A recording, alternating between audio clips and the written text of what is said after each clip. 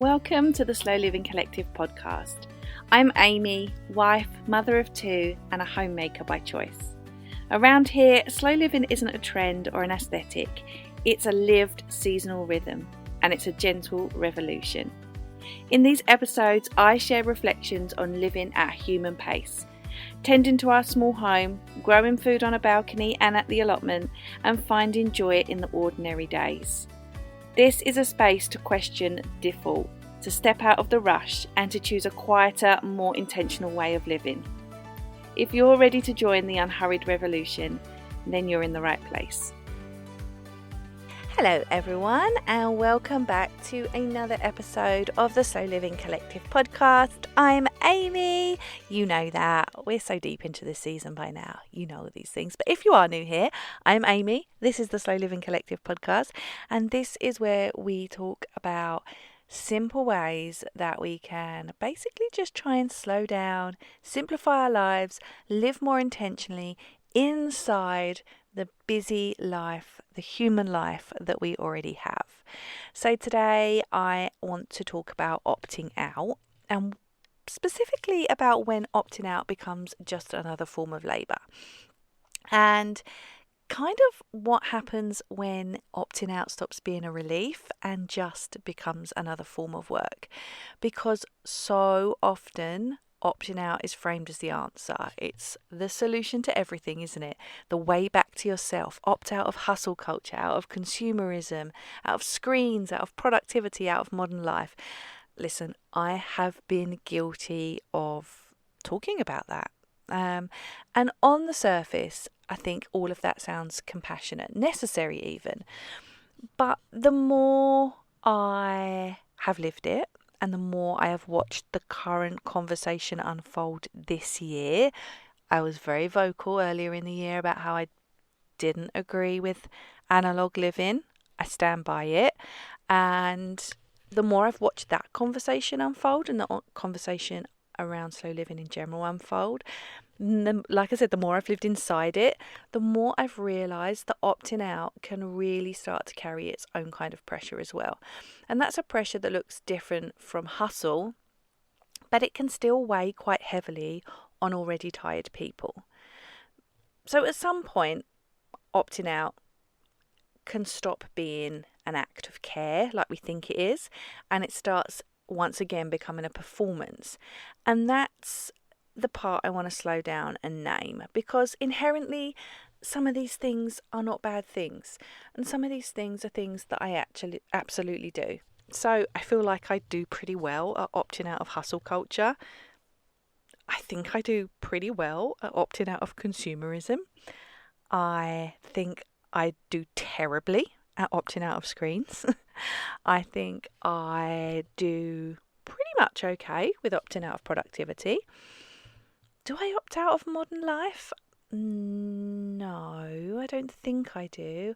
I opt out of some of the more problematic parts, but I've already named them: hustle culture, consumerism, productivity. Do I opt out of them 100%? No. Do I think it's possible to opt out of them 100%? No. Yeah, I think that there are some things here. Was there anything else? No, there wasn't. So yeah, I'm just referring to my list of notes that I made. Yeah, I have spoken about these things before, and I have also, like I said, I have opted out of some of them, but I do think sometimes it can switch over from being a good thing to being a performance. And the reason I think that is because for many people, modern life genuinely is too fast. It's too fast, too loud, too demanding. And there is a desire to step back, simplify, disengage, and just protect our nervous system. And that is very real and very valid. That longing isn't manufactured. It comes from a very real place. But the way opting out is often framed assumes something that isn't always true. And that is that people can actually opt out quite cleanly. That they have the resources and the flexibility and the support and the safety to disengage without any consequence.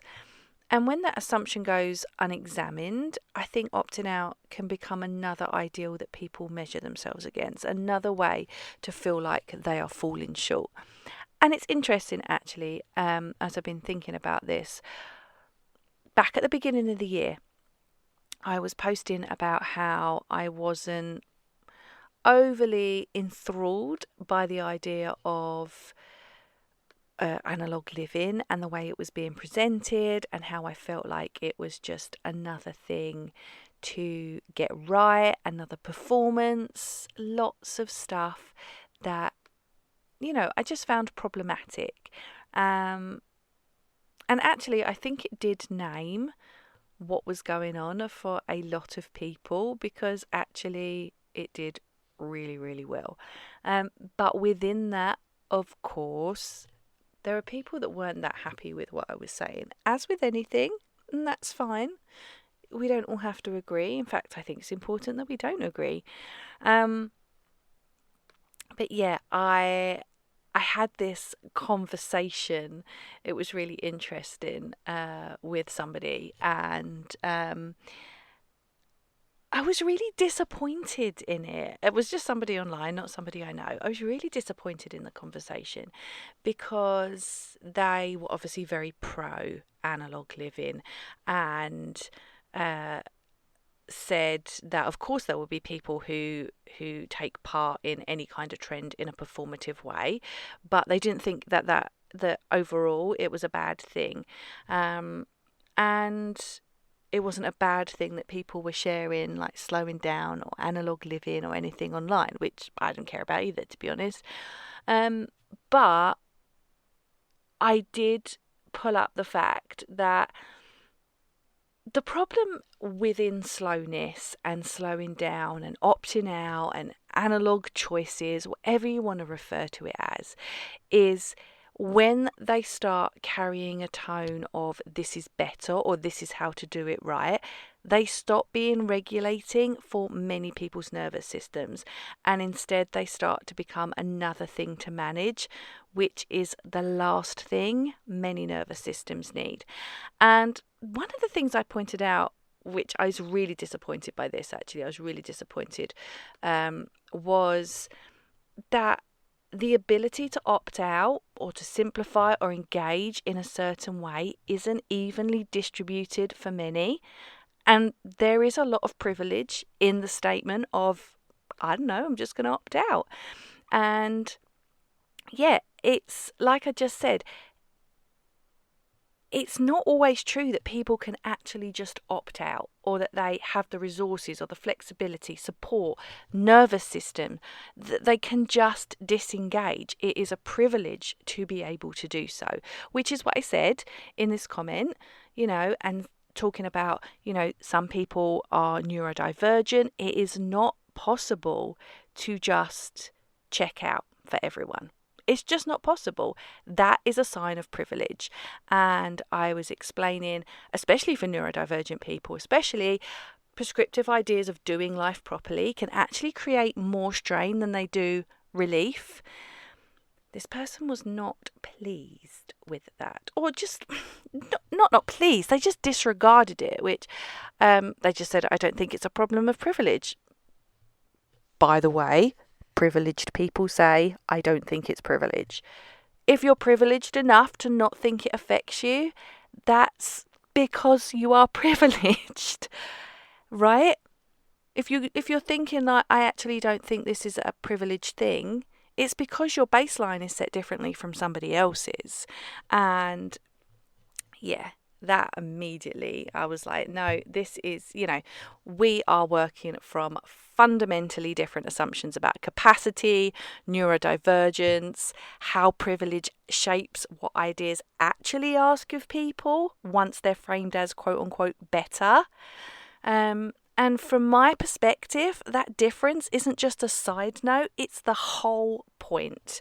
So I disengaged from that conversation immediately, because I was like, once you start being like that, no, I'm not here for it. And I thought that fed well into this conversation, because it's not possible for everybody to just opt out or to perform in a trend or even be part of some sort of trend, because what happens is people have different nervous systems, and some people have more privilege than other people.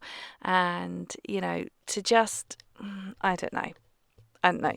People need to understand that the world is more than just a world viewed through their lens. And I try and do that as much as possible.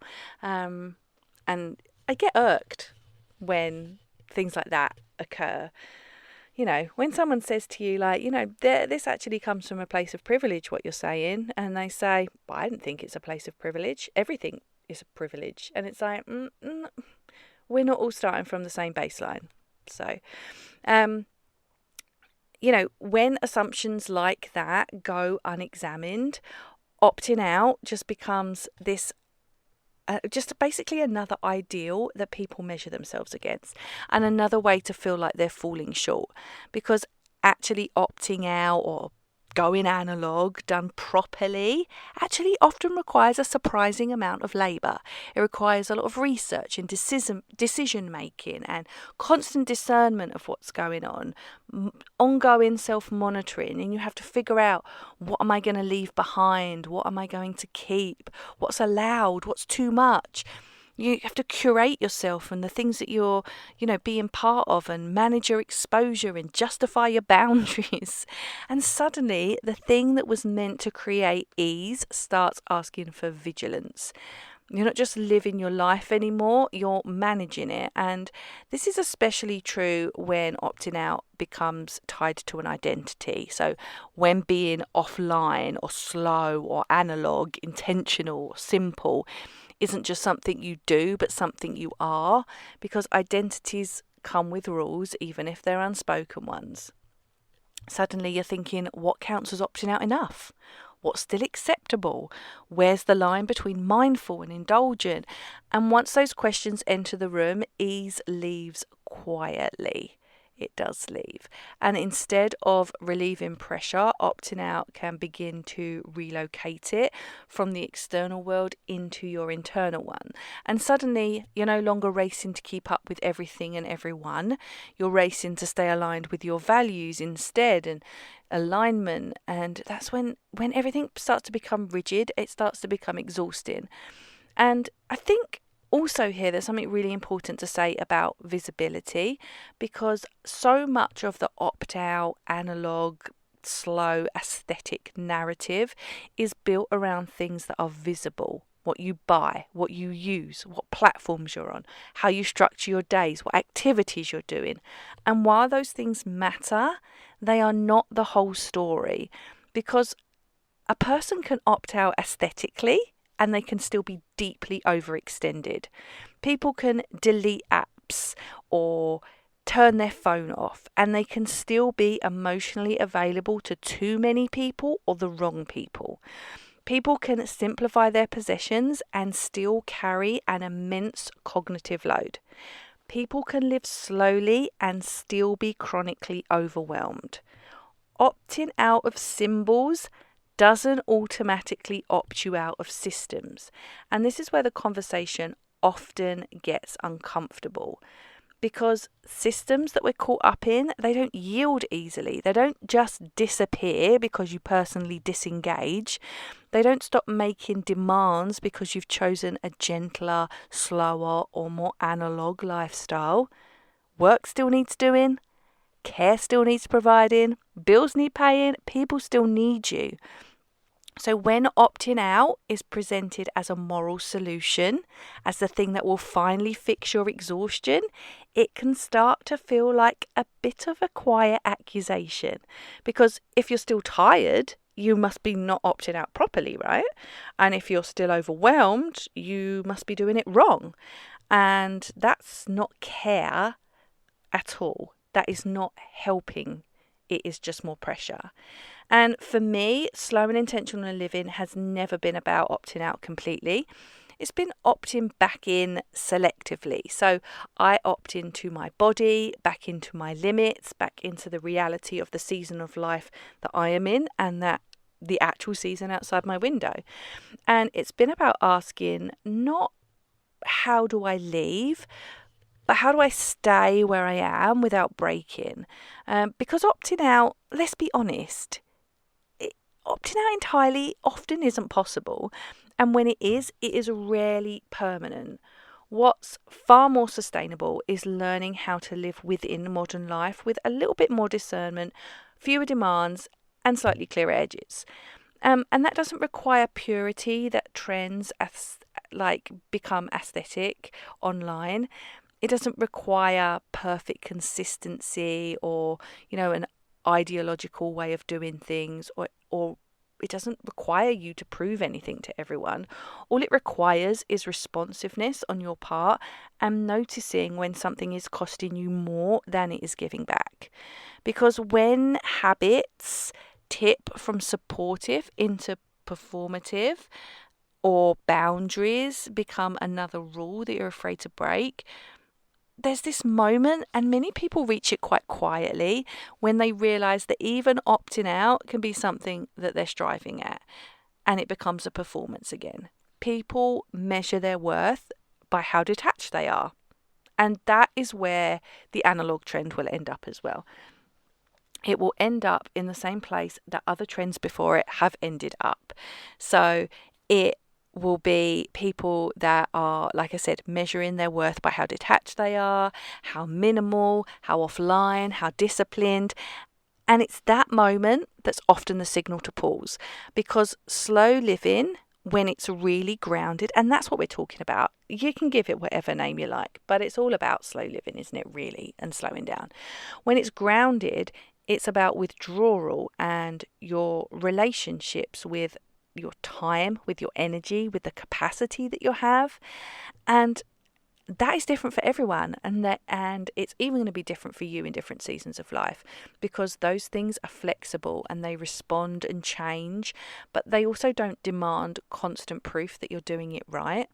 So when opting out becomes labor, it's usually because the focus has shifted from being supportive to you self-managing yourself, and you're not helping yourself anymore. You're not easing your nervous system. You're actually now back in a place where you're starting to control it again, and you are not doing what you set out to do, and it's not what most people are actually longing for. I think mostly what people want isn't to just disappear from modern life. They want modern life to stop asking so much of them. They want fewer expectations, fewer points of contact, less demands on their attention, and just a life that doesn't require constant calibration just to feel like it's breaking even. So just a reminder that if opting out feels heavy or just like another thing you're failing at, if you've already come through the other side of the analog trend, and you will, right? There is another side. If you've come out the other side, it doesn't mean you've misunderstood slow living. It just means you've reached the edge of what individual solutions can offer. And it may mean what you need isn't further withdrawal, but actually more support in your life, more permission to just be yourself. And for me, slow and intentional living isn't about how far I can step away from the world. It's actually about how I can live inside it, and how I can do so gently, choosing where my energy goes, and just not justifying those choices as resistance, letting these things be imperfect and inconsistent and human, and just understanding myself rather than constantly monitoring whether I'm doing this right. There is no right. And as I maintain on this podcast time and time again, year after year after year, is that it doesn't look the same for everyone, and it never will, because we live different lives. It's why I don't stand here and preach and teach and tell you do this, and you'll feel better, because it doesn't exist. It's not, there isn't a prescriptive model. It is going to look different for everyone. I can give you my opinion on what worked for me, but you don't live my life, and I don't live yours. So if there's one thing I want to leave you with today, it's this. If opting out has started to feel like hard work for you, that is not a failure. In fact, I think it's probably rooted in you noticing something a little more important. It's that ease. Ease in your life doesn't come from doing modern life perfectly. It doesn't exist. Or rejecting it perfectly either, on the other hand. It comes from just building a life that doesn't require you to constantly manage yourself. And it's a quieter, sort of steadier way of staying. And for many of us, that's the most humane choice there is. Not everybody has the privilege of opting out or turning their phone off or whatever it might be. Everybody has a different nervous system. Some people are neurodivergent. Not everybody has the privilege of, a commenter on my Substack that says, that's not privilege. Not everybody has that. And I think it's really narrow-minded to think that we are all the same, or that it's not privileged just because it doesn't affect you. Okay, I hope that was helpful. I hope that made you sort of have, I don't know, maybe you just rethink on what these trends actually do to us. I am constantly bothered by the fact that my name is the Slow Living Collective, but I'm not going to change it. I said it before, right at the beginning of the year. When these things come up, it makes me bothered by my name, to be honest. I created the Slow Living Collective so many years ago, and trends come and go. They always do, but yeah, it's something that always slightly irks me, but everything is tied to being the Slow Living Collective, so it stays, because I certainly don't have the time to do some kind of rebrand. And yeah, so that's where I sit with everything. These trends, they come and go, and they demand far more from us than they ever give us. Slowing down, slowness, slow living, if we must call it that, right, is a way of being. It is not a trend to perform. It's not. I know people will argue, well, there's nothing wrong. There's nothing wrong with, being more focused and being on our phones less. And no, there isn't. There absolutely isn't. It's a noble goal. It is a goal that I always have for myself too. But it's the way we develop it into a trend, and it's the way that trend then asks us to perform. It's no good. It is no good. And it's heavily marketed. Let's be honest. We have to think about, where do these things come from in the first place? So who is benefiting from us all going analog, right? Who's benefiting from that?